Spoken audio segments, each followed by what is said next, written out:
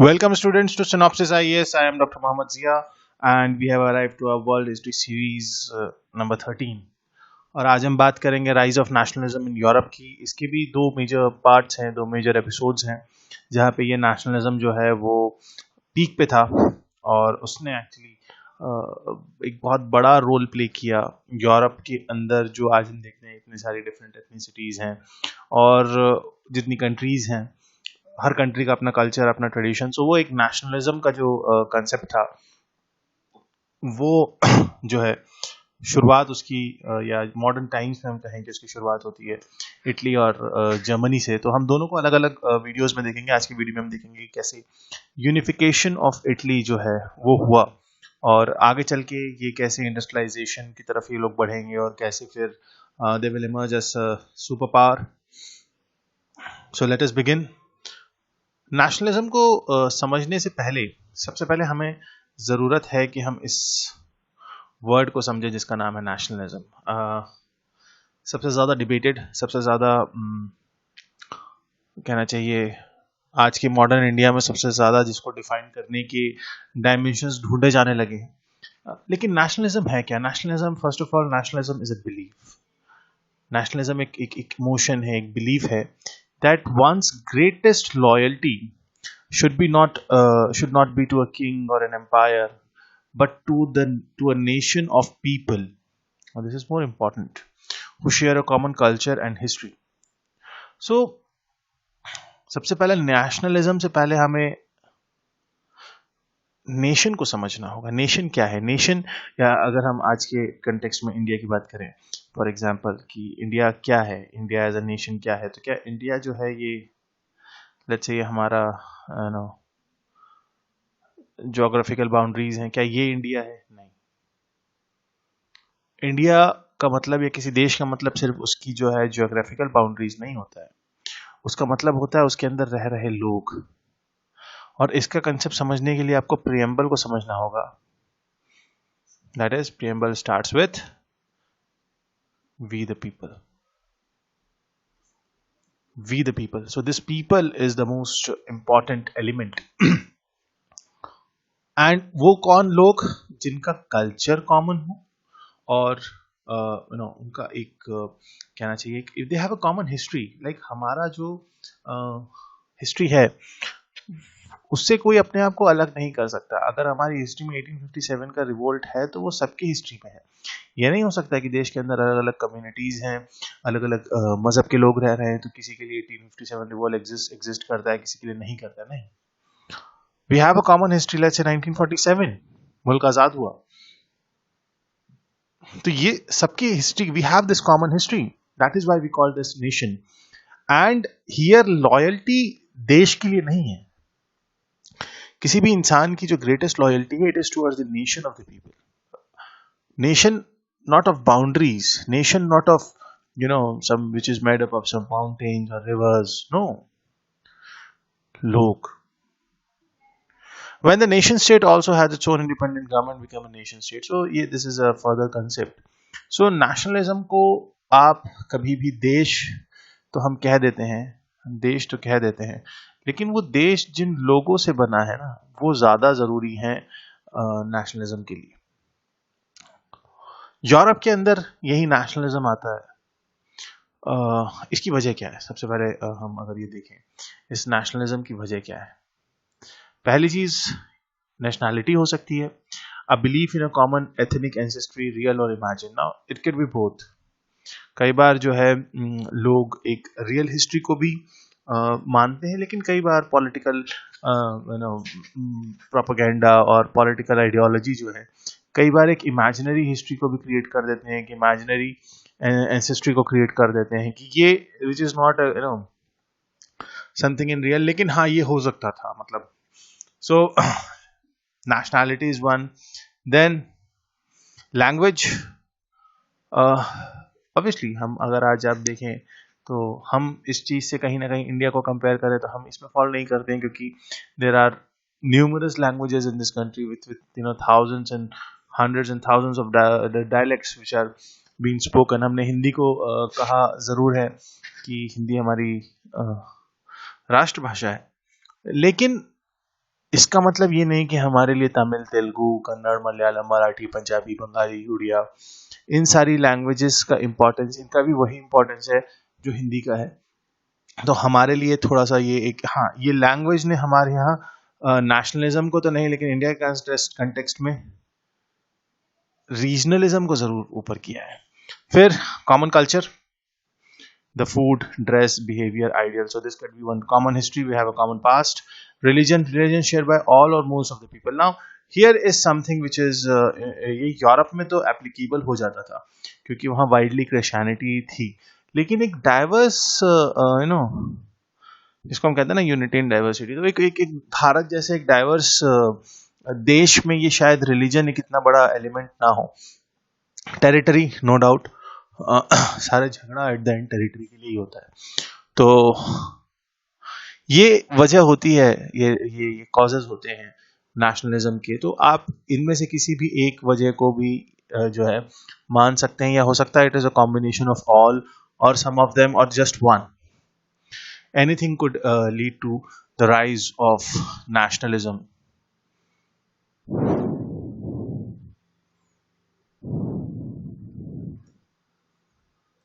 Yes. Now, why this nationalism was, it was a force of unity in Italy. अब ये है जो हमने चैप्टर शुरू किया था कि हम बात कर रहे थे यूनिफिकेशन ऑफ इटली की, वो कहाँ से आता है? वो यहाँ से आता है। This was very important event in the history of Europe, that is congress of Vienna. So ये वियना कांग्रेस थी क्या? 1814 से 1814 1815 में नेपोलियन वन के प्रेसिडेंटशिप में एक यूरोपियन जो लीडर्स थे, यूरोपियन जो कॉन्फ्रेंस थी, मतलब हेड ऑफ द स्टेट्स थे, उनकी एक मीटिंग बुलाई गई in Vienna, the capital of Austria. And इसमें एक्चुअली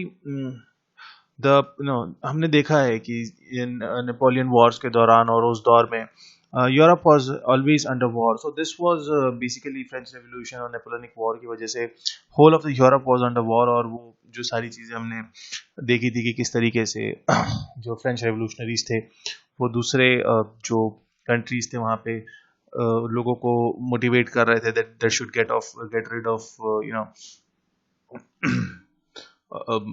जो ओल्ड फ्यूडल स्टेट था उसको। अब यहाँ पे इस वियना कांग्रेस के जो आउटकम था, we are not going into the detail of the Vienna Congress की क्या, I am just telling you some outcomes. जैसे whatever French have actually won during those, so French lost all its recently won territories to Austria and Prussia, ठीक है। उसके बाद Russia also, Prussia, Russia और Austria में जो French territories थी जीती हुई वो सारी चली गई। And a new, actually a German confederation, a German confederation of 39 states, German confederation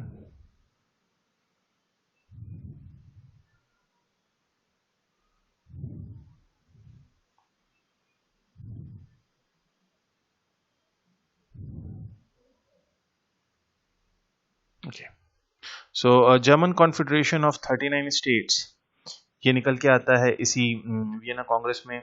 उसके अलावा जो कहना चाहिए नीदरलैंड्स हैं, सदर्न नीदरलैंड्स है, it was United in a monarchy and United kingdom of Netherlands. So monarchy in Netherlands, ऐसे बहुत से चीज़ें होती हैं। एंड लेकिन इशू ये होता है कि even after the Vienna Congress सारे कंट्रीज का तो कहीं ना कहीं टेरिटोरियल सेटलमेंट हो जाता है, लेकिन Italy was still a divided country. Austria ruled the Italian provinces of Venetia and Lombardy. So here you can see Venetia and this is Lombardy.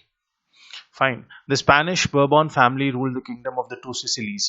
So Sicilies, the north and the south, the kingdom of the two Sicilies, this whole yellow region, this was ruled by Spanish. Pope controlled the papal states. So this orange one is the papal states. Means Italy even after Vienna Congress, जब majority of the European जो countries थी उनका कहीं ना कहीं territorial settlement हो गया था, बावजूद इसके इटली वॉज डिवाइडेड। अब इस कंडीशन में ये तीन बड़े ही इंपॉर्टेंट लोग हैं, मजीनी, गैरिबाल्डी और कैवोर। इन्होंने एक बहुत बड़ा रोल प्ले किया और इन तीनों का रोल अलग था, जिन्होंने इटली को इस इटली को, ये जो इतना बटा हुआ इटली था, इसको यूनाइट करने में जो रोल प्ले किया। सबसे पहले हम बात करेंगे मैजीनी की। He formed a nationalist group known as Young Italy in 1832. Now this is very important. ये जो Young Italy 1832 में बनता है. He called for an end to the foreign rule and for the unification of Italy based on common language. अब देखो हमने reason or the causes of nationalism जब पढ़ा तो हमने देखा था language है, तो language एक issue था, language एक उन्होंने वो बनाया और culture को दूसरा। So यहाँ पे उन्होंने किस चीज की बात की? language, और language is a very important part of culture. So ये हुआ। The Italian nationalist movement was called as Risorgimento or Resurgence. 1848 rebels failed and former rules of Italian states drove Mazzini and other leaders to exile. अब हुआ क्या कि ये इन्होंने सारा movement वगैरह चलाया, इसने ये जो यंग इटली है ना, इसने अच्छा खासा मूवमेंट चलाया और बट ये मूवमेंट फेल हुआ। देखो कई बार जैसे आप लोगों ने फुटबॉल देखा होगा, क्रिकेट तो खैर हमारे यहाँ सभी देखते हैं, फुटबॉल है या हॉकी है, इस तरीके के गेम्स में कई बार गोल करने से ज़्यादा इम्पोर्टेंट गोल को वो जो है था ना असिस्ट करना जिसे कहते हैं, वो ज़्यादा इम्पोर्टेंट है। वैसे ही यहाँ पे यंग इटली सक्सेसफुल कितना था ये इम्पोर्टेंट नहीं था, लेकिन इस यंग इटली ने जो एक माहौल क्रिएट कर दिया था about what, about unification of Italy, that was more important. And it has actually sparked that feeling that we are united by one language and one culture. That is something which is the biggest contribution of young Italy.